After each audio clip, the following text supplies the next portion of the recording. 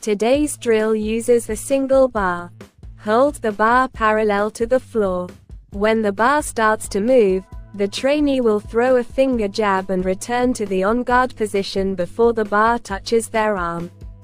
This practice focuses on quickly pulling the arm back while training visual skills, transitioning from the on-guard position back to the on-guard position.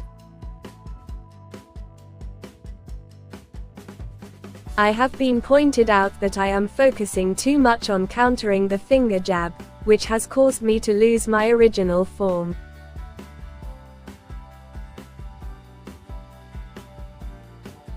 The next stage of practice, in addition to the previous exercises, involves returning to the on-guard position before the bar comes back, making sure not to touch the right side of the bar with a finger jab.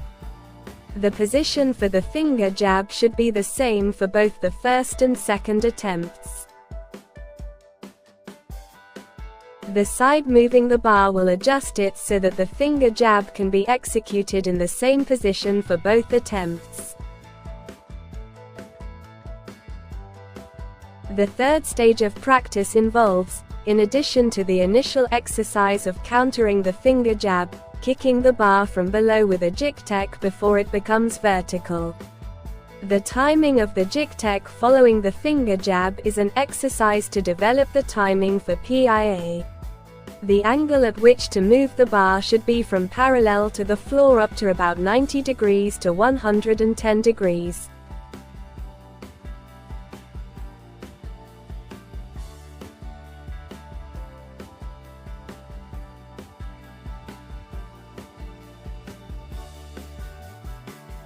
We will practice hitting using focus mitts. The basic movement for this hitting technique is the repost. The trainee will receive the mitt with their palm and immediately counter with a punch. This rhythm is 1.5 beat. The trainee will treat the impact received on their palm as 1 count and will aim to minimize the time until the impact on the mitt. A riposte is a technique where you counter a punch with a half-beat response. The next practice involves throwing a punch before the opponent's punch reaches your palm. After feeling the rhythm of countering with a riposte a couple of times, you will throw a punch before the third strike reaches you, meaning at a different timing. This technique is called a stop-hit. A stop-hit is an attack that interrupts the opponent's attack immediately after it begins. The aim of this technique is to respond directly to the opponent's attack and disrupt it. The goal is to prevent the opponent's attack in advance and to gain an advantage in the subsequent developments. These techniques are very important in the tactics of Jeet Kune Do, and drills that cultivate flexible reactions and a sense of timing in response to the opponent's movements are particularly emphasized for mastering these skills. By mastering this technique, more effective attacks and defenses can be achieved. The third practice involves evading the opponent's punch using a step and timing your punch to coincide with their returning punch. This timing is referred to as counter time.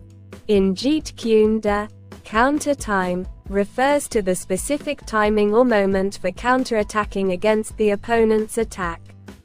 This concept emphasizes the importance of observing the opponent's movements and attack patterns and executing your techniques at the appropriate moment. The definition of counter time is to counterattack after the opponent's attack has finished or by targeting their openings. Its characteristics include identifying the gaps in the opponent's attack and responding quickly. For example, it involves exploiting the openings that appear after the opponent has launched their attack to deliver your own. When learning the timing of a riposte, you should not move toward the opponent's punch. This would not serve as practice for countering the punch with a half-beat response. By the time you move toward the punch, you have already made a half-beat movement.